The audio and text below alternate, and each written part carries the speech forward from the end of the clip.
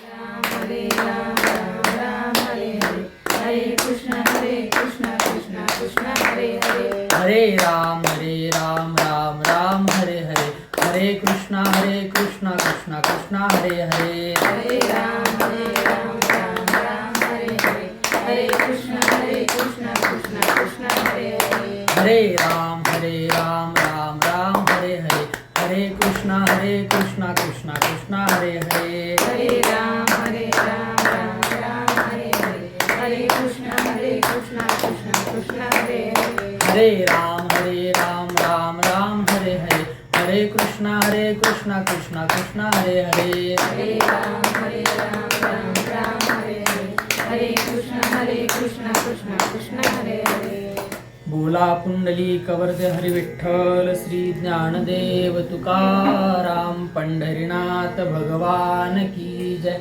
माऊली ज्ञानेश्वर महाराज की जय, जगद्गुरु तुकाराम महाराज की जय, शांती ब्रह्म एकनाथ महाराज की जय, सद्गुरुदेव भगवान की जय. अलंकापुरी पुण्यभूमी पवित्र, तेथे नांदतो ज्ञान राजा सुपात्र, तया ठविता महापुण्य राशी, नमस्कार माझा श्री गुरु ज्ञानेश्वराशी.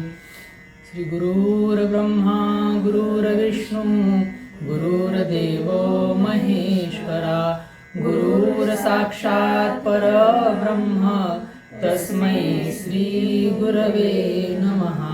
अखंडमंडलाकारं व्याप्तं येन सचराचरं, तत्पदं दर्शितं येन तस्मै श्री गुरवे नमः.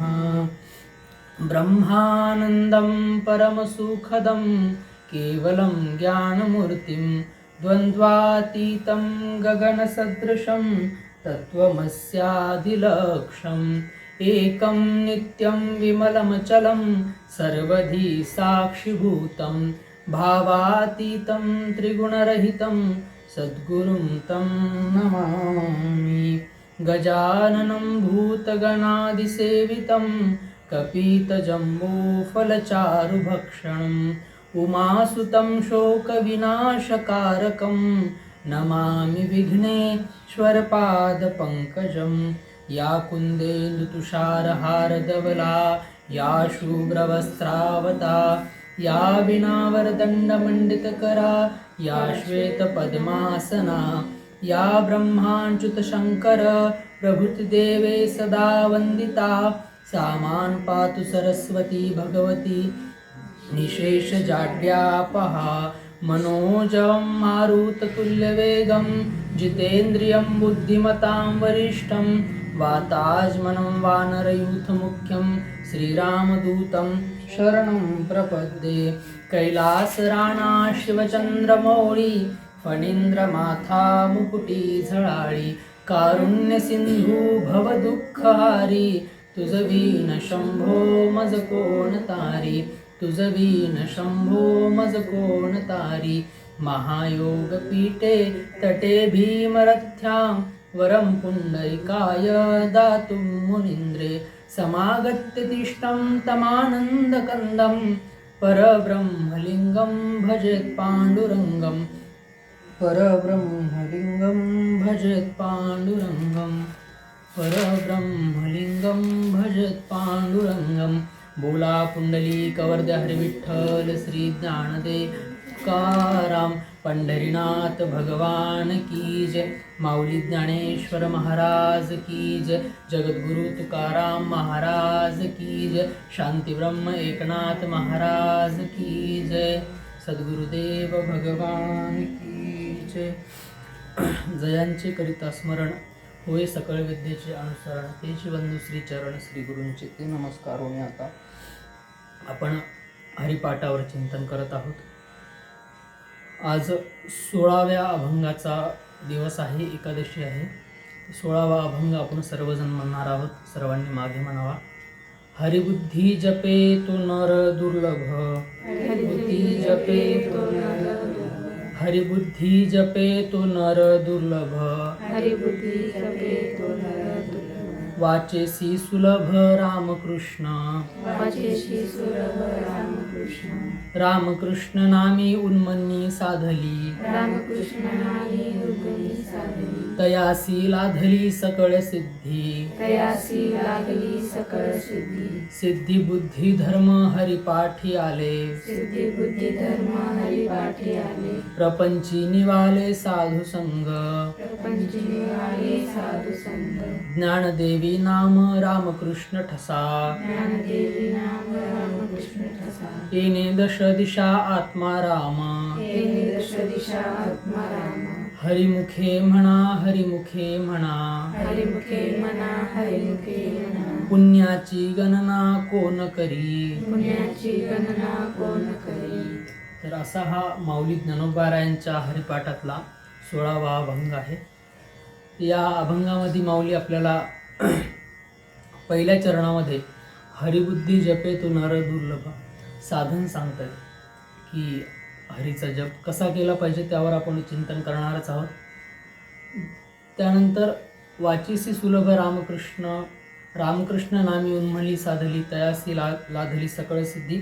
यामध्ये सुद्धा साधन सांगतात की रामकृष्ण नामाने जी स्थिती प्राप्त होते उन्मन्नी नावाची त्याबद्दल सांगतात. आणि सिद्धिबुद्धी धर्म हरिपाठी आली प्रपंच निवाले साधू संग आणि ज्ञानदेवी नाम रामकृष्ण ठसा येणे दश दिशा आत्मा राम. यामध्ये माऊली आपल्याला निदिध्यासन सांगतात आणि मनन हा एक दारवंटा सांगतात. तर पहिल्या चरणामध्ये हरिबुद्धी जपे तो नर दुर्लभ वाचेसी सुलभ रामकृष्ण. पहा, आपण मागच्या वेळेस पण पाहिलं होतं की एक नाम हरी द्वैत नाम धुरी अद्वैत पुसरी विरळा जाणे. माऊलींनी तिथे सुद्धा आपल्याला हे विरळा दुर्लभ हे जे शब्द माऊली वापरतात म्हणजे माऊली थोडक्यात हरिपाठामध्ये आपल्याला सांगतायत की एक दुर्लभ असा किंवा विरळा असा मनुष्य कसा असतो. म्हणजे मागच्या वेळेस आपण पाहिलं होतं की विरळा मनुष्य देह हा विरळ होण्यासाठी भेटलेला आहे किंवा दुर्लभ होण्यासाठी काहीतरी नवीन वेगळं करण्यासाठी भेटलं आहे. हे वेगळं काय करायचं की इतर जी जीव आहेत म्हणजे आपण ज्याला 83,09,999 योन्या म्हणतो एक जर मनुष्य देह सोडला तर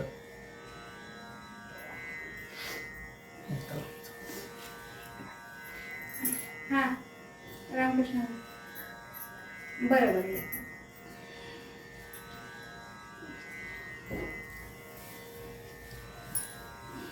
गोपाल कृष्ण भगवान की जय.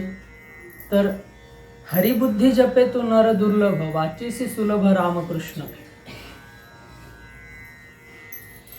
एका दुर्लभ मनुष्याचं म्हणजे जो सहजासहजी ज्याचं दर्शन होणं सहजासहजी त्याची भेट होणं सहजासहजी त्याचा संग लाभणं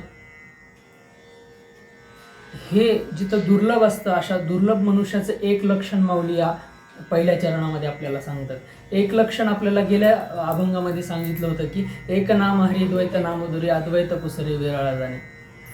आणि इथे सांगतात की हरिबुद्धी जपे तो नर दुर्लभ. या नरदेहामध्ये आपण गेल्या वेळेस पण हेच पाहिलं होतं की आता थोडाफार अभंग सारखाच आहे बरं का. थोडाफार अभंगाचा अर्थही सारखाच आहे. आपल्याला थोडा वेगळा विचार असा करायचा आहे की भगवंतानी आपण गेल्या वेळेस म्हटलं होतं की बुद्धी जी आहे भगवंतानी सर्वांना दिली आहे पण मनुष्याला काहीतरी वेगळी बुद्धी दिली आहे. जसं आपल्या पोटासाठी अन्न ग्रहण करणे पोटाला लागतं तेवढं, झोप घेणे म्हणजे अन्न वस्त्र निवारा निद्रा मैथून वगैरे हे जे काही हे सर्व प्राण्यांमध्ये आहे. आपण मच्छरचं उदाहरण घेतलं होतं मागच्या वेळेस. काय मच्छर आपल्या कानापाशी येतो त्याला आपण पकडायला जातो तो काय होतो निष्ठून जातो. 10 प्रयत्न केला एकदा आपल्या हातात लागत असेल तो. म्हणजे त्याच्यात पण एवढी बुद्धी आहे की आपल्याला जीव कुठं जाणार आहे आपल्याला कोण मारणार आहे आणि आपल्याला कुठून पळून जायचंय हे त्याला पण माहिती आहे. परंतु मनुष्य देहामध्ये जी आपल्याला भगवंतानी बुद्धी दिली आहे हा जो मनुष्य देह दिलाय तर ही बुद्धी काही वेगळी आहे. या बुद्धीमध्ये आपल्याला हरिपाठ करता येतो. हरिपाठ म्हणजे काय सारासार विचार.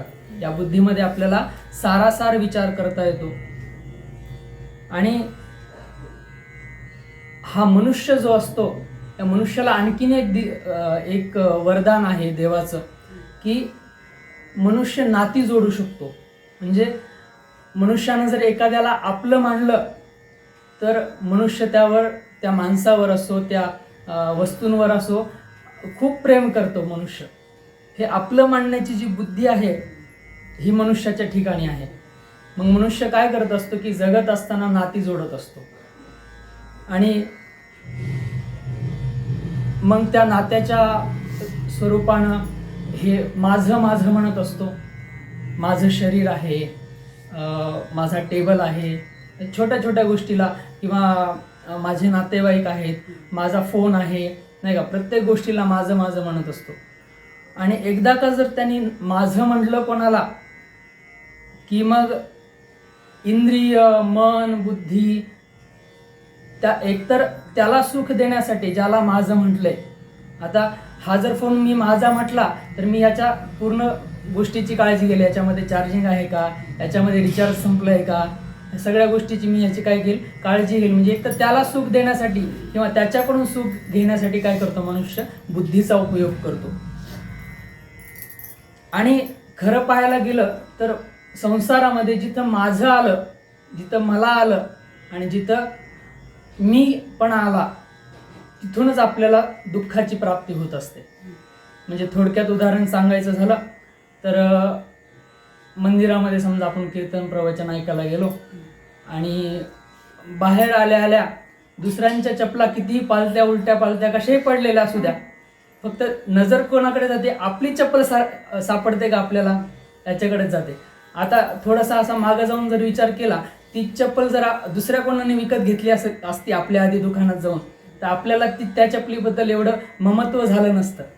ते कशामुळे होतं, आपण त्याला आपलं मानलं. माझं मानल्यामुळे आपल्याला काय होतं, त्या गोष्टीबद्दल ममत्व जडतं. आणि तीच जर चप्पल नाही सापडली तर दुःख सुद्धा होतं, नाही का. मग असं हे माझं माझं म्हणण्याला आहे. समजा मित्र आहे एखादा आपला, मित्र मैत्रीण, त्याला जर आपण आपलं मानतो ना, म्हणून त्याच्या वागण्यानं आपल्याला दुःख होतं, त्याच्या वागण्यानं आपल्याला सुख होतं, नाही का. म्हणून किंवा ज्वलंत उदाहरण सांगायचं झालं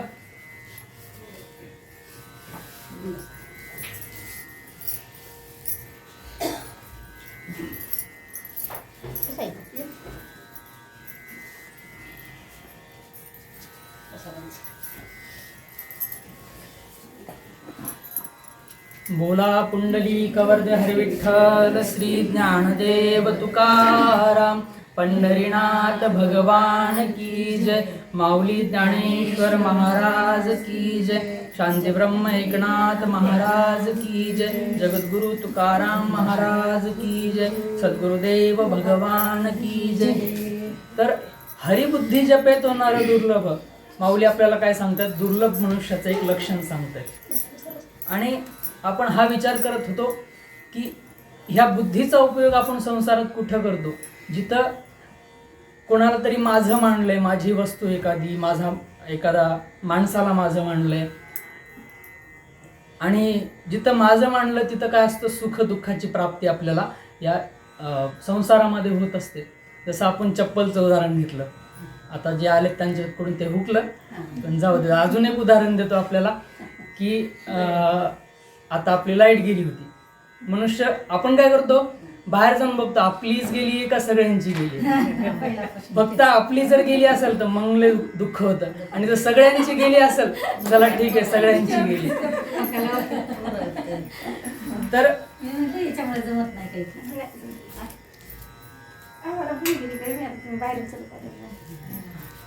तर ही बुद्धी जी आहे, म्हणजे हे लाईटचं उदाहरण सांगण्याचं कारण काय माहितीये का, की आपली बुद्धी संसारामध्ये जेवढी व्यापक होईल तर तेवढं आपल्याला दुःख कमी होत असतं. आपण जर संसारामध्ये एकाच ठिकाणी जर बुद्धीला सूक्ष्म करून बसलो, एकाच ठिकाणी जर अडकून बसलो तर आपल्याला जास्त दुःख होत असतं. त्याच्यामुळे हे लाईटचं उदाहरण होतं. आणि मग याला कसं संसारात उपयोग कसा करावा याचा, की समजा कोणासोबत काहीतरी बिनसलं आपलं, मग तिथं आपल्याला दुःख झाल्यानंतर आपण हा विचार करावा की कोण कोणाचं असतं शेवटी, नाही का. आपण करतोच विचार तसा, कोण कोणाचं असतं शेवटी, नाही का महाराज. आणि ज्याच्या त्याच्या प्रारब्धानं काय करत असतं, हा जो ही जे नाती असतात ती जोडत असतात. आणि शेवटी सर्वांमध्ये कोण आहे, भगवंतच आहे, नाही का. आपण पाहिलं होतं गेल्या ह्याच्यामध्ये की हा भेद जो आहे, जीवाजीवाचा भेद, हा नष्ट करून आपण तिथे एकतर झालेल्या दुःखापासून निवृत्त होऊ शकतो. आणि कर्तव्य करत असताना हे माझं आहे म्हणून कर्तव्य नाही, माझं घर आहे म्हणून कर्तव्य नाही, माझे नातेवाईक आहेत म्हणून कर्तव्य नाही, तर त्यांच्यासुद्धा भगवंतच आहेत. आणि हे जे सर्व काही दिलंय ते कोणी दिलंय, भगवंतानेच दिले. म्हणजे घर दिलंय, नातेवाईक दिलेत, समजा लेकरं बाळं दिलेत, हे सर्व कोणी दिले, भगवंतानेच दिले. आणि त्यांच्यासुद्धा कोण आहे, भगवंतच आहे. म्हणून त्यांच्यासाठी कर्म करणं, अशी जर आपली बुद्धी त्या ठिकाणी व्यापक झाली, म्हणजे एका माणसापुरती न राहता, एका वस्तूपुरती न राहता व्यापक असा असणारा, सतचित्त आनंद असा असणारा भगवंत, त्याच्यासोबत जर आपली बुद्धी जोडल्या गेली तर काय होईल, बुद्धी व्यापक होईल. आणि आपल्याला दुःखाचे जे धक्के आहेत ते कमी बसायला लागतील. म्हणून परमात्मा भावनेने इतरांवर सर्वांवर प्रेम करणे, समजा कोणाचं चांगलं व्हावं म्हणून त्याला रागवणे, पण कोणाच्या नात्याने, परमात्म्याच्या नात्याने. तर ही झाली व्यापकता, बुद्धीची व्यापकता. आणि समोरच्याकडून मला हवं तेवढं सुख मिळत नाही, समोरच्या व्यक्तीकडून मला हवं तेवढं सुख मिळत नाही, किंवा मला त्याच्याकडून काहीतरी प्राप्त करायचं आहे, या हेतूनं जी बुद्धी आपण तिथं लावतो त्याला म्हणतात शुद्र बुद्धी. आपण म्हणतो ना, हा शुद्र आहे, हा कोणतरी व्यापक आहे, किंवा त्याचे विचार चांगले आहेत, तर ही शुद्र बुद्धी झाली. आणि वास्तविक पाहता, वास्तविक जर आपण पाहिलं ना महाराज, तर परमात्मा हा नेहमी प्राप्त आहे. बरं का, लक्ष द्या, परमात्मा नेहमीच प्राप्त आहे आपल्याला. हे परमात्मा कधीच आपल्यापेक्षा वेगळा होऊ शकत नाही. आणि संसार हा प्रतीत आहे. बरं का, हे संसार आत्ता आहे, तो आधी नव्हता. म्हणजे आता आपण इथं बसलोय, गेल्या एकादशीला आधी कुठंतरी होतो आपण बसलेलो, पण पुढच्या एकादशीला इथंच बसलेला असतो की नाही, किंवा ते सांगता येत नाही. म्हणजे संसाराची काय झाली, अनित्यता झाली. संसार प्रतीत होणार आहे, परंतु भगवंत जो आहे तो नेहमी प्राप्त आहे. फक्त जी आपल्याला काय झाली आहे, भ्रांती जी चढली आहे, त्याच्यामुळं हा परमात्मा आपल्याला दूर वाटतो. आता याबद्दल आपण इस ब्रेक के बाद उद्या बघूयात कीर्तनामध्ये, नाही का. तर याबद्दल आपण जास्त चर्चा करूयात उद्या.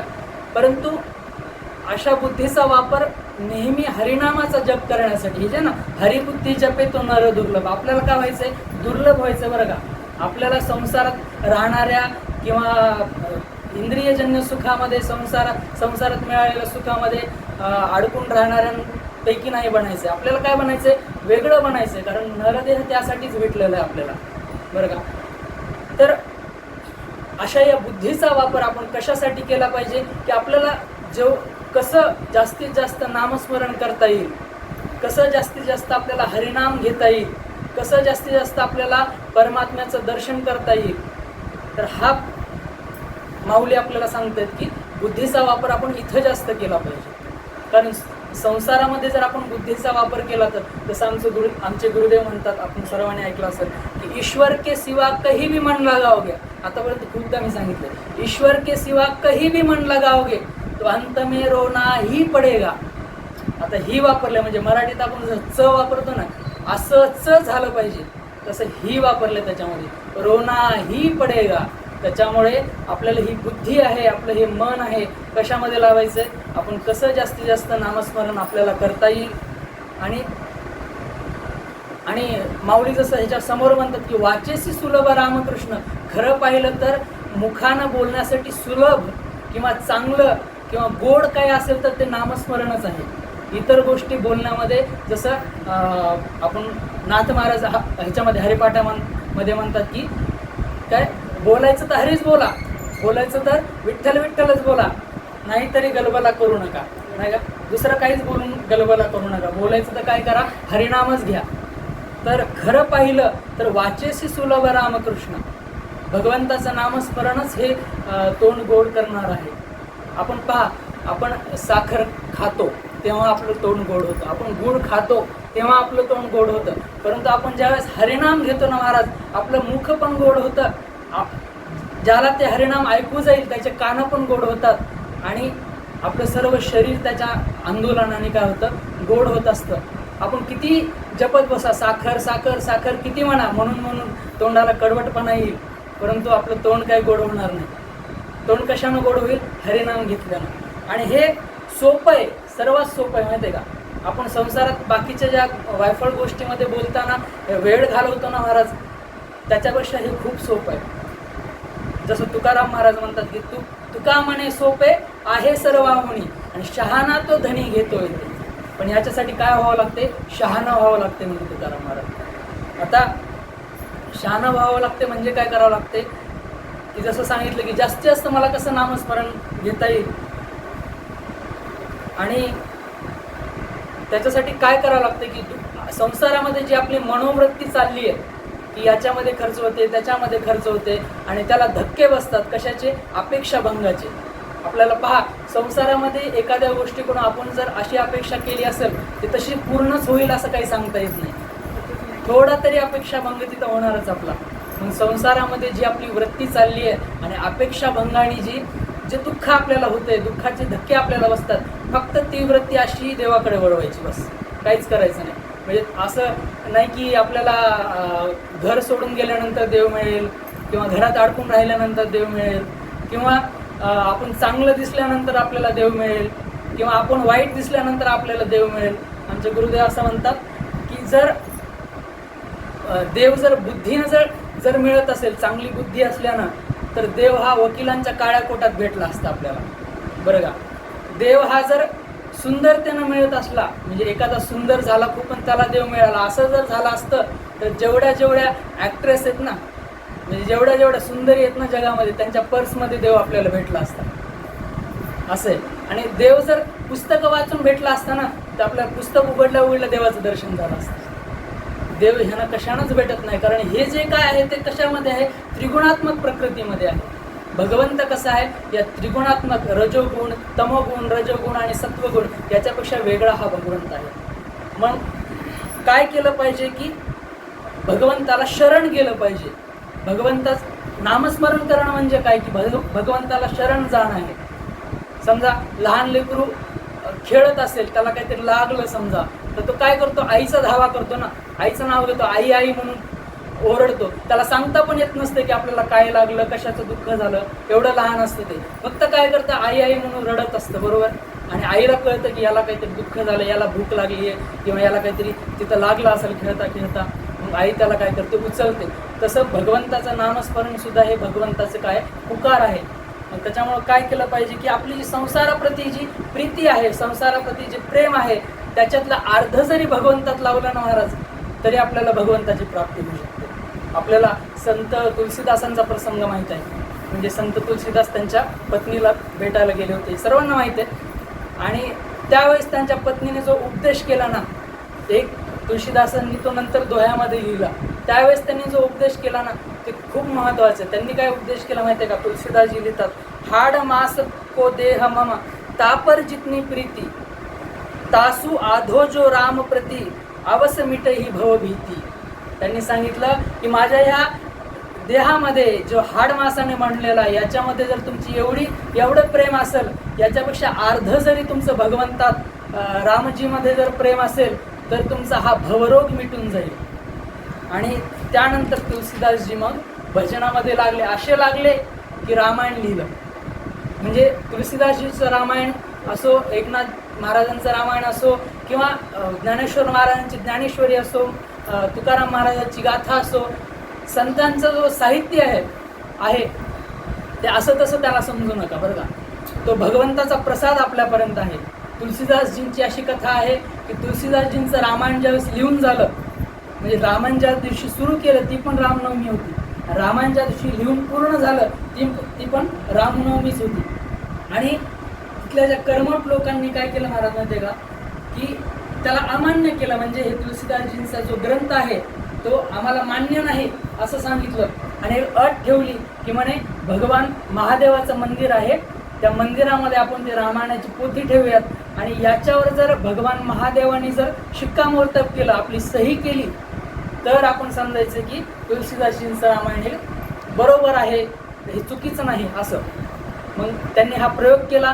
एका शिवालयामध्ये काय केलं, ती तुलसीदासजीचं रामायण ठेवलं आणि दरवाजा बंद करून ठेवला एका दिवसासाठी. आणि दुसऱ्या दिवशी सकाळी तो उघडून पाहिला दरवाजा, तो ग्रंथ पाहिला, तर त्याच्यावर अक्षर लिहिले होते सत्यम शिवम सुंदरम. हे जे आपण भजन म्हणतो ना, हे तुलसीदासच्या रामायणावर महादेवांनी केलेलं साईन म्हणा, आजच्या स्वाक्षरी केलेली आहे की सत्यम शिवम सुंदरम. म्हणजे हे महादेवाला सुद्धा कसं आहे, हे सत्य वाटतं आणि हे कसं आहे, सुंदर आहे रामजींचं जे चरित्र आहे ते पहा. म्हणजे एखाद्या आता तुलसीदासजींना कोणाचं म्हणणं ऐकलं होतं, त्यांच्या पत्नीचं म्हणणं ऐकलं होतं. ज्याला खरंच, ज्यांची बुद्धी खरंच परमेश्वराकडे जाण्यासाठी तयार असते ना महाराज, त्यांना कुठून जरी उपदेश भेटला ना, कुठून जरी ऐकायला भेटला ना साधं, असं म्हणतात एक जनक राजा होता मला वाटते, तर त्याला घोड्याच्या रिकेब असते ना, ज्याच्यात पाय ठेवून घोड्यावर बसतात. आपल्या गुरुचे वचन ऐकत ऐकत त्या घोड्याच्या रिकिपीमध्ये पाय ठेवता ठेवता त्यांना आत्मसाक्षात्कार झाला. म्हणजे ज्यांची बुद्धी खरंच परमात्म्याकडे जाण्यासाठी तयार असते ना, तर त्यांची बुद्धी असा कुठूनही ते प्राप्त करून घेते. आणि हे खरंच भजन कशामुळे होईल, असं भजन म्हणजे हे भजन कसं झालं, परावाणीतलं भजन झालं. आपण पाहिलं होतं ना, 4 वाण्यांचे प्रकार असतात. तुम्ही लक्षात आहे का, विसरून गेले काय माहिती. वाण्याचे किती प्रकार असतात, 4 प्रकार असतात. आपण बोलतो ते काय असतं, वैखरी वाणी असतं. म्हणजे मी बोलतोय आणि तुम्हाला ऐकू येतं, काय झालं, वैखरी वाणी झाली. त्यानंतर मी कंठातून बोलतोय, म्हणजे समजा राम राम होतं, हे काय झालं, मध्यमा वाणी झालं. आणि आता मी कंठातून मी आवाज काढत नाही, ओठातून पण काढत नाही, आणि हृदयामध्ये भगवान नाम जपतोय, हे झालं पश्चंती. आणि जपण्याची सुद्धा गरज नाही. एखादा साधक असाच बसला, शांत बसला आणि त्याच्या अंतरी काय ॲटोमॅटिक काय चालू आहे, भगवान नामाचं स्मरण चालू आहे. याला काय म्हणतात, परावाणी म्हणतात. तो साधक काय होतो, परावाणीमध्ये पोहोचतो. आणि हे जे आहे ना, हरिबुद्धी जपे तो नर दुर्लभ, हे परावाणीच्या साधकाचं लक्षण आहे. म्हणजे जो परावाणीमध्ये ज्याचं नामस्मरण गेलंय, अशा साधकाचं ते लक्षण आहे. आणि हे असं जे भजन आहे ते सद्गुरूंशिवाय मिळत नाही. असं जे भजन आहे ते सद्गुरूंशिवाय मिळत नाही. आपण हरिपाठामध्ये पाहिलं याच्या आधी की द्वैताची झाडणी गुरुविन ज्ञान तया कैसे कीर्तन घडेल नाही. जर गुरुविना जर कीर्तन असेल, आपलं गुरुविना ज्ञान जर असेल, तर असं कीर्तन आपल्याला घडू शकत नाही. आद्यगुरु शंकराचार्यांनी गुरु अष्टकम नावाचं 8 श्लोकाचं एक स्तोत्र लिहिलं. जसं त्यांच्या अष्टकच आहेत, पांडुरंग अष्टकम, आद्यगुरु शंकराचार्य, ज्याच्यामध्ये आपण सुरुवातीला म्हणतो ना, महायोग पीठे तटे भीमरथ रथ्याम, हे कोणाचं आहे, आद्यगुरु शंकराचार्यांचं आहे. तर या आद्यगुरु शंकराचार्यांनी गुरु अष्टकम नावाचं एक 8 श्लोकांचं एक स्तोत्र लिहिलं. तर त्याच्यामध्ये ते असं सांगतात की माणूस कितीही मोठा असू द्या, माणसाला पूर्ण जगामध्ये त्याची कीर्ती मोठी होऊ द्या, माणूस कितीही 18 म्हणजे 4 वेळ 18 पूर्ण त्याला मुखोद्गत असू द्या, आणि सगळ्या तीर्थांमध्ये जरी तो फिरलेला असेल, तरी सुद्धा मनश्चेन लग्नम गुरुरम घ्रिपद्मे ततः किम ततः किम ततः किम. म्हणजे जर गुरूंच्या श्रीचरणांमध्ये, गुरूंच्या वचनामध्ये जर आपलं मन लागलं नाही, तर ततः किम ततः किम ततः किम, त्याचं सगळं वाया गेलं, वाया गेलं, वाया गेलं, वाया गेलं, असं म्हणतात शंकराचार्य. आणि म्हणून आपल्या सद्गुरूंनी जो आपल्याला मंत्र दिला आहे, तर त्या मंत्राचा रोज जप करणं, त्या मंत्राचा आदरसहित जप करणं आणि सद्गुरूंची वाणी आदरसहित श्रवण करणं. आता पहा, काही जणांचा असा सुद्धा एक प्रश्न असू शकतो की आमचे गुरुदेव काय आहेत, म्हणजे सध्या जगामध्ये नाही आहेत, किंवा आमचे गुरुदेव जगामध्ये नाहीत म्हणजे ब्रह्मलीन झाले समजा, किंवा समाजात नाही आहेत, कुठेतरी ते अडचणीत आहेत किंवा कुठेतरी आहेत, मग त्यांचं आम्ही कसं भजन करावं. तर आपण म्हणतो अखंड मंडलाकारम व्याप्तमेन चराचरम तत्पदम दर्शितम येन सद्गुरुं तस्मै श्री गुरवे नमः. तर गुरु हे फक्त शरीर नसतात, सद्गुरू संत हे फक्त शरीरापुरते नसतात, तर ते व्यापक ब्रह्मांडामध्ये व्यापलेले असतात. जसं ज्ञानोपारायांनी समाधी घेतली म्हणजे ज्ञानोपारायांचं अस्तित्व आता नाही असं नाही, आता सुद्धा ज्ञानोबा राय आनंदित आहेत. आपण पाहतो की वारीच्या वेळेस कसं निघते ते दिंडीचं प्रस्थान कसं होतं, ज्ञानोबा रायांचा कळस हालतो नाही का मंदिराचा, म्हणजे तो संकेत आहे की ज्ञानोबा राय समाधीतून उठतात आणि पंढरीची वाट चालायला लागतात. म्हणजे ज्ञानोबा रायांचं हे जे अस्तित्व आहे आता सुद्धा आहे, त्यांच्या शरीरासोबत ते गेलं असं नाही. तुकोबा राय सदेह वैकुंठाला गेले, म्हणजे तुकोबा रायांचं जे अस्तित्व आहे ते संपलं असं नाही. गाथ्याच्या रूपानं तुकोबा राय आजही आपल्यामध्ये विराजमान आहे. नाथ महाराज त्यांच्या ग्रंथांच्या, भारुडांच्या, अभंगांच्या किंवा नाथ रामायणांच्या किंवा भागवताच्या स्वरूपानं आजही आपल्यामध्ये आहेत. तसे आपले सद्गुरू सुद्धा नेहमी आपल्या सोबत असतात. ते फक्त त्याला कळू शकतं जो शहाणा तो धनी घेतो येतं, जो शहाणा झाला त्याला कळू शकतो. आणि असा जो साधक असतो, हरी बुद्धी जपे तो नर दुर्लभ, असा जो दुर्लभ साधक असतो तर त्याला उन्मन्नी नावाची स्थिती प्राप्त होते. ज्ञानोबा राय दुसऱ्या चरणामध्ये म्हणतात की रामकृष्ण नामी उन्मन्नी साधली तयासी लाधली सकळ सिद्धी. तर जो सतत असं नामस्मरण करतो ना महाराज, त्याला उन्मन्नी नावाची स्थिती प्राप्त होते. आता ही उन्मन्नी नावाची स्थिती काय आहे की त्याच्या मनाचा लय होतो. म्हणजे वास्तविकपणे असं असतं, म्हणजे हे मनाचा लय आपला पण होतो बरं का, फक्त तो आपल्याला कळत नाही. तो कधी होतो? रात्री झोपल्यानंतर. काय होतं आपल्याला माहिती आहे, आपण दिवसभर वेगवेगळे कार्य करत असतो, इंद्रिय थकून जातात, मन थकून जातं, विचार करून करून बुद्धी निर्णय घेऊन घेऊन थकून जाते. मग रात्री झोपताना काय होतं की इंद्रिय शांत होतात, इंद्रिय मनामध्ये लय होतात, मन सुद्धा शांत होतं. आपल्याला पहा की जास्त जर आपल्या मन इकडे तिकडे असेल, विचार येत असतील तर आपल्याला झोप लागत नाही. मग मनाचा सुद्धा लय व्हायला लागतो. मग इंद्रिय मनामध्ये लय होतात, मन बुद्धीमध्ये लय होतो. आता बुद्धीतला जर आपल्याला जर एखादं काम असतं बघा, ते निर्णय लवकर घ्यायचा असतो आपल्याला, त्यावेळेस सुद्धा आपल्याला झोप लागत नाही. तर बुद्धीचा सुद्धा लय व्हावा लागतो. इंद्रियांचा लय मनामध्ये होतो, मनाचा लय बुद्धीमध्ये होतो आणि बुद्धीचा लय त्या आत्मा परमात्म्यामध्ये होतो आणि मग आपल्याला झोप लागते. आणि पहाटे आपल्याला ज्यावेळेस जाग येतो त्यावेळेस आत्मा परमात्म्यामधून बुद्धी जागी होती, बुद्धीमधून मन जाग होतं, मनामधून इंद्रिय जागे होतात आणि पुन्हा सर्व कार्य करायला लागतं. परंतु आपण पहा, आपला सर्वांचा अनुभव हा आहे की रात्री आपण किती जरी थकलो असो तरी पण झोपेमधून उठल्यानंतर आपल्याला ताजंतवानं वाटतं का नाही? तर वाटतं. ही कोणाची शक्ती आहे? ही आत्म्याची शक्ती आहे, ही परमात्म्याची शक्ती आहे. आपण रोज त्याच्यामध्ये जात असतो परंतु आपल्याला ते माहिती नसतं. आणि असा जो साधक आहे ज्याला उन्मन्नी स्थिती प्राप्त झाली आहे, तो जागृत अवस्थेमध्ये सुद्धा या मनाचा लय करतो. त्याच्या मनाचा लय होत असतो. आणि त्याचा मनाचा लय कसा होतो? ज्ञानोबा 9व्या अध्यायात म्हणतात की तू मन हे मीची करी, माझे या भजनी प्रेम धरी, सर्वत्र गा नमस्कारी मज एकाते. म्हणजे तुझ्या मनाला कसं कर, माझं स्वरूप कर आणि माझ्या भजनामध्ये प्रेम धर. जसं आपण आधी म्हटलं की नामस्मरणामध्ये बुद्धी लावायची. कसं जास्तीत जास्त आपल्याला नामस्मरण करता येईल? ते कसं करता येईल? दळिता कांडिता तुझं गायी ना अनंता. म्हणजे प्रत्येक काम करताना काय करायचं? आपल्याला भगवंताचं नामस्मरण करायचं. आणि ज्यावेळेस आपल्याला वेळ मिळेल कामातून तर त्यावेळेस शांत बसून सारासार विचार करायचा, म्हणजे हरिपाठ करायचा. थोडक्यात काय विचार करायचा की आपण काम केले एवढं, तर त्याच्यातून आपल्याला काय भेटलं? कर्तव्य पूर्ण झालं, चांगली गोष्ट आहे.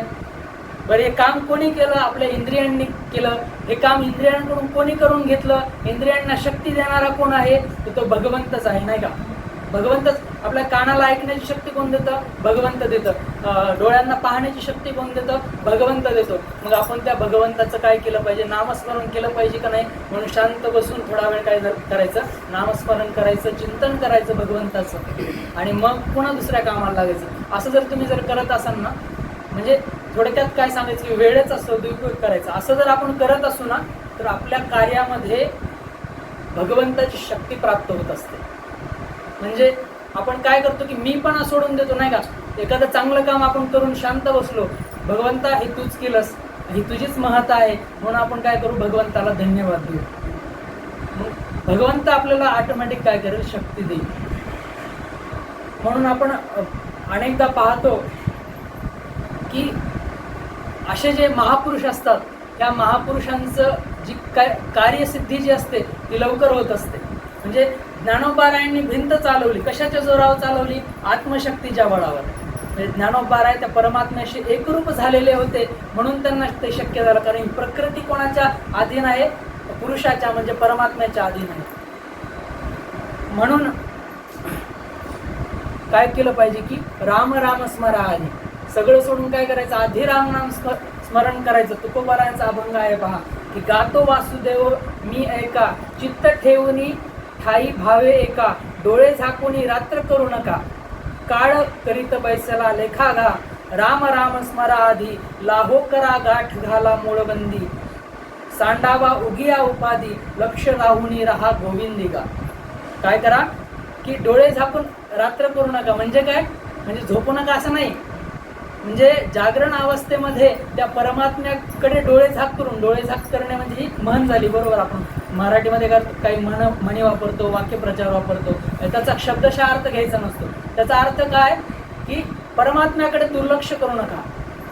म्हणजे म्हणून काय? काळ करीत बैसला लेखा गा, म्हणजे काळ काय करतोय? लेखा करतोय. कोण कसं वागतंय, कोण कसे कर्म करते, हे नेहमी काय चालू आहे? लिखापडी चालू आहे त्याची. म्हणून काय करा की राम राम स्मरा आधी,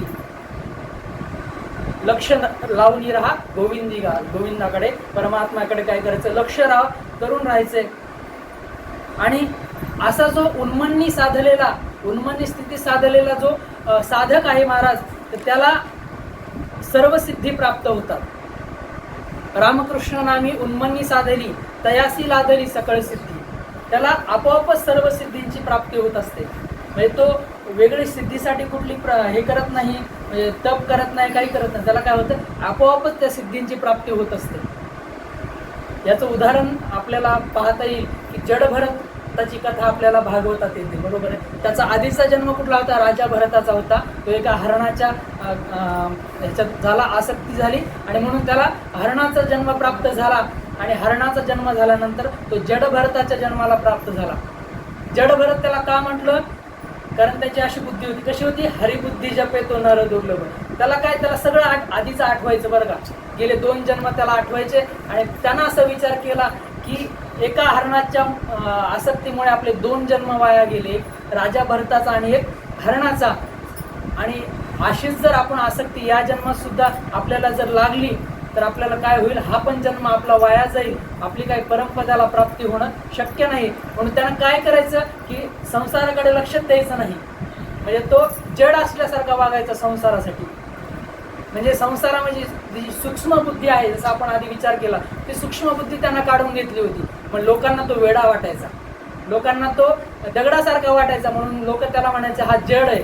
नाव तर भरत आधीच ठेवलेलं होतं, मग त्याचं नाव काय पडलं? जडभरत, जडभरत, जडभरत. एकदा काय झालं? तो जंगलात फिरत होता जडभरत. आणि जंगलात फिरत असताना एक पारध्याच्या लोकांनी काय केलं, म्हणजे जे जंगलामध्ये शिकारी वगैरे करत असतात, तर त्यांना देवीला बळी द्यायचा होता. काहीतरी पूजा मांडली होती त्यांनी, देवीला बळी द्यायचा होता. म्हणून जडभरताला पकडलं आणि देवी समोर जाऊन हजर केलं. त्याची जशी त्या बळी देणाऱ्या, आता तुम्ही कधी पाहिलं असेल, नाही पाहिलं तर तुम्ही भाग्यवंत आहात, बरं का. गोपाल कृष्ण भगवान की जय. तर त्या आता आजकाल बोकडाचा वगैरे बळी देतात. आता ते चांगलं आहे, वाईट आहे, ते वाईटच आहे. परंतु जर त्या बोकडाला काय करतात महाराज माहिती का? भंडारा वगैरे लावतात, त्याला चांगलं सजवतात, त्याला काहीतरी प्रसाद म्हणून खाऊ घालतात. तसं त्यांनी काय केलं? जडभरताला चांगलं सजवलं, मळवट वगैरे भरला त्याचा मस्तपैकी, हळद वगैरे लावली त्याला डोक्यावर आणि त्याची पूजा केली आणि त्याला प्रसाद म्हणून जिलेबी वगैरे जे काय असेल ते खायला दिलं त्याला. आज एकादशी, बरं का, माफ करा. त्याला तो खायला दिला प्रसाद वगैरे. आणि त्याचा आता नरबळी देणार, त्याचा शिरच्छेद करणार. एवढ्यात काय झालं की देवीची जी मूर्ती होती त्याच्यामध्ये कंपन व्हायला सुरुवात झाली आणि देवी साक्षात प्रगट झाली. आणि देवीला माहिती होतं की हा कसा साधक आहे, याची उन्मन्नी स्थिती प्राप्त झालेला साधक आहे, हा ब्रह्मज्ञानी आहे. आणि ब्रह्मज्ञानीची जर माझ्यासमोर हत्या होत असेल तर माझं देवी होण्याचं काही कारण नाही, माझं देवी होणं कसं व्यर्थ आहे. म्हणून देवी स्वतः प्रगट झाली आणि ते जे पारधी होते, त्याचा जडभरताचा बळी द्यायला निघाले होते, त्याचा देवीने काय केला? शिरच्छेद केला. अशा प्रकारे आता जडभरतांनी काही तपस्या केली नाही, काही नाही की मला सिद्धी प्राप्त व्हावी, मला जे मारायला येतील देवी प्रगट होऊन त्यांना मारावी, अशी काही त्यांनी कुठं प्रार्थना पण केली नाही देवीला आणि वेगळी काही सिद्धी प्राप्त करण्यासाठी तप पण नाही केला. काय झालं, आपोआपच झालं. मग परमात्मा आपोआपच आपली काय करतो, काळजी घ्यायला लागतो. दुसरा एक असा दृष्टांत आहे, अशी कथा आहे नामदेव महाराजांची, बरं का. आता नामदेव महाराजांची ख्याती खूप वाढली होती, बरं का.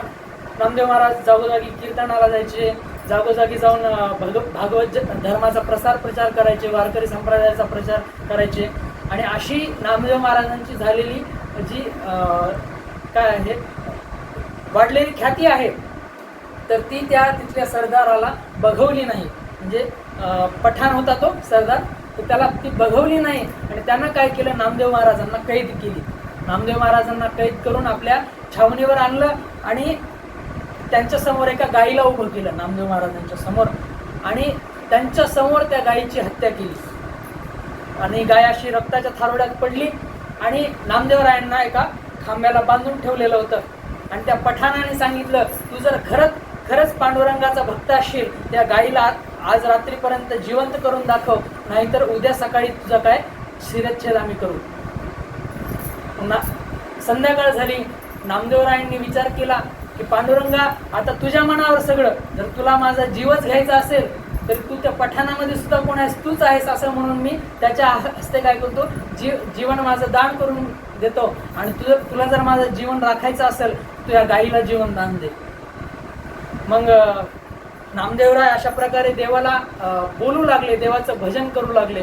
कसं भजन करत असतील, विठ्ठल विठ्ठल विठ्ठला हरी ओम विठ्ठला, विठ्ठल विठ्ठला हरी ओम विठ्ठला, विठ्ठल विठ्ठल विठ्ठला हरी ओम विठ्ठला, विठ्ठल विठ्ठल विठ्ठला हरी ओम विठ्ठला, विठ्ठल विठ्ठल विठ्ठला माझ्या तुझ्या विठ्ठला, विठ्ठल विठ्ठल विठ्ठला माझ्या तुझ्या विठ्ठला, विठ्ठल विठ्ठल विठ्ठला सर्वांच्या तू विठ्ठला, विठ्ठल विठ्ठल विठ्ठला. नामदेव महाराज देवाला पुकारतायत, विठ्ठल विठ्ठल विठ्ठला हरी ओम विठ्ठला, विठ्ठल विठ्ठल विठ्ठला हरी ओम विठ्ठला, विठ्ठल विठ्ठल विठ्ठला पांडुरंगा विठ्ठला, विठ्ठल विठ्ठल विठ्ठला पांडुरंगा विठ्ठला, विठ्ठल विठ्ठल विठ्ठला हरी ओम विठ्ठला, विठ्ठल विठ्ठल विठ्ठला. नामदेवरायांचं भजन पाहून ते पठाण सगळे हसायला लागले की तुझा परमात्मा काय करणार आहे, त्या गाईचा जीव तर आम्ही घेतलाय. परंतु नामदेवराय भगवंताचं भजन सोडत नव्हते, भगवंताचं पुकार सोडत नव्हते. आणि एवढ्यात काय झालं की ती गाय हालचाल करायला लागली. महाराज त्या गायीमध्ये चैतन्य संचारलं आणि ती गाय काय केली, उठली आणि पळायला लागली. अशा प्रकारे महाराज परमात्म्याचं ते नामस्मरण करतात. ज्यांना उन्मन्य अशी स्थिती प्राप्त आहे त्यांना सकळ सिद्धी अशीच प्राप्त होते. त्यांचा जो रक्षण करता आहे, त्यांचा जो रक्षण करणारा आहे तो कोण असतो, तो पांडुरंग परमात्माच असतो. म्हणून आपण काय केलं पाहिजे की नेहमी नेहमी भगवंताचं नामस्मरण आपल्याला कसं घेता येईल याचा विचार केला पाहिजे. आणि याच्यामुळं काय होतं, आणि दुसरं एक साधन ज्ञानदेव महाराज तिसऱ्या चरणामध्ये सांगतात की काय करा, साधूची संगती करा. त्याच्यामुळं काय होईल की प्रपंच निवून जाईल. म्हणजे आपण म्हणतो ना गरम भात आहे तो निवला, असा आपला कसा मराठीतला शब्द आहे तो. म्हणजे काय झालं की प्रपंच निवून गेला, म्हणजे प्रपंचाचा जो ताप आहे, संसाराच्या तापे तपलो मी देवा, हे जे संसाराचा ताप आहे त्याच्यातून आपण काय होऊ, सुटून जाऊ. तो ताप आपला कमी होईल. कशामुळे, सिद्धी बुद्धी धर्म हरिपाठी आले आणि प्रपंच निवाले साधू संगी. पहा की प्रपंचाचा ताप तर आपल्याला सर्वांना माहिती आहे. खूप आपण याच्यावर काय केलाय, विचार केलाय. आणि सुरुवातीला पण हे आपण बोललो की आपण जर संसारामध्ये जेवढी बुद्धी लावत जाऊ तेवढं काय होईल, आपल्याला दुःख प्राप्त होत जाईल. आणि साधूची संगती कशी असते, कारण साधूला काय म्हणलं आहे,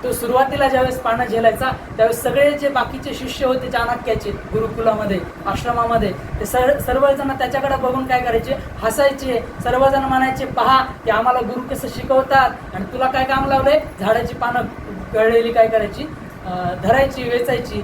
परंतु शेवटी त्याला कळलं की आपल्या गुरुने आपल्याला असं का केलं आणि बाकीच्यांनाही कळून चुकलं आणि तो एवढा मोठा राजा झाला. आपल्याला सर्वांना त्याचा इतिहास माहिती आहे. त्यानं काय केलं होतं, मगध जे राज्य होतं त्याच्यावर आक्रमण करून आपलं राज्य स्थापन केलं होतं. तर असं हे संत काय करतात, आपलं गोमटं करतात आणि संतांच्या सानिध्यामुळं आपलं काय होतं की प्रपंच काय होतं, निवून जातो आणि आपल्या जीवनामध्ये खरा हरिपाठ येतो. असं हे संतांचं सानिध्य आपण करावं आणि आपल्या बुद्धीमध्ये नेहमी हरिनाम असावं, नेहमी भगवंताचं नामस्मरण आपण करावं. म्हणून या नामस्मरणानं काय होतं, शेवटच्या चरणामध्ये ज्ञानदेव महाराज म्हणतात की ज्ञानदेवी नाम रामकृष्ण ठसा येन दश दिशा आत्मा राम. म्हणजे हा रामकृष्णाचा जर ठसा, भगवान नामाचा ठसा, सद्गुरूच्या मंत्राचा जर ठसा आपल्यावर पडला तर काय होतं की आपल्याला जिथं तिथं काय होईल, भगवंतच दिसायला लागेल. म्हणजे थोडक्यात सांगायचं तर आपण आत्मपदाला प्राप्त होऊ, आपले सगळे भेद निघून जातील आणि मग आपण काय होऊ, आत्मपदाला प्राप्त होऊ, आपण आत्मसाक्षात्कारी होऊ आणि आपलं काय होईल, प्रपंच निघून जाईल, आपलं जन्म मरणाचे फेरे चुकतील. तर अशा प्रकारे ज्ञानोबारायांच्या 16व्या या अभंगाचा, हरिपाठातील अभंगाचा आपण थोडक्यामध्ये चिंतन केलेलं आहे. हे चिंतन पूर्ण चिंतन नाही, असूच शकत नाही, कारण ज्ञानोबारायांच्या एखाद्या अभंगावर आपण एका तासामध्ये किती बोलायचं नाही का. म्हणून जेवढं काही आहे, जर तुम्हाला काय चांगलं वाटलं असेल तर माझ्या सद्गुरूंचा ज्ञानप्रसाद आहे आणि जर काही याच्यातला एखादा शब्द चुकीचा गेला असेल, एखादा म्हणजे म्हणण्यासाठी एखादा असतो, जास्त सुद्धा जाऊ शकतात, तर हे तुमचं, मी तुमचं लेकरू आहे, बोलिले लेकुरे वेडे वाकुडे उत्तर करा क्षमा अपराध महाराज तुम्ही सिद्ध. म्हणून काय करा, मला क्षमा करा आणि झालेली सेवा सद्गुरूरायांच्या चरणी अर्पण करून मी माझा इथे सेवेला विराम देतो. आता विश्वात्मके देवे येणे वागयन दोषाले दोषो निमज द्यावे पसाय दाने जे कळांची व्यंकटी सांडो तया सत्कर्मलती वाढो भूता परस्परे जडो मैत्र जीवांचे दुरितांचे तिमिर जावो विश्व स्वधर्म सूर्य पाहो जो देवांचे गलो ते लाभो प्राणी जात वर्षभर सकळ मंडळी ईश्वर निष्ठांची मागी आळी अनागत भूमंडळी भेटतो तया हुता चला कल्पतरुचे आरव चेतना चिंतामणीचे गाव बोलते जे अर्णव पियुषांचे चंद्रमेजे आलांचन मार्तंडले तापहीन ते सर्वाही सदा सज्जन स्वैरे होतो किंबहुना सर्व सुखी पूर्ण होई तिही लोकी भजे ज्वारी पुरखी अखंडित आणि ग्रंथ उपजिते विशेष योगी द्रष्टा द्रष्ट विजय होवा विजय एक म्हणे श्री विश्वेश्वरा हो आहो ज्ञान बसावो येणे वरे ज्ञान देवो सुखिया झाला येणे वरे ज्ञान देवो सुखिया झाला येणे वरे ज्ञान देवो सुखिया झाला. बोला कुंडलिक वरद्या विठ्ठल श्री ज्ञानदेव तुकाराम पंढरीनाथ भगवान की जय. माऊली ज्ञानेश्वर महाराज की जय. जगद्गुरु तुकाराम महाराज की जय. शांती ब्रह्म एकनाथ महाराज की जय. सद्गुरुदेव भगवान की जय. छत्रपती शिवाजी महाराज की जय. धर्मवीर संभाजी महाराज की जय. नमः पार्वती पतये हर हर महादेव.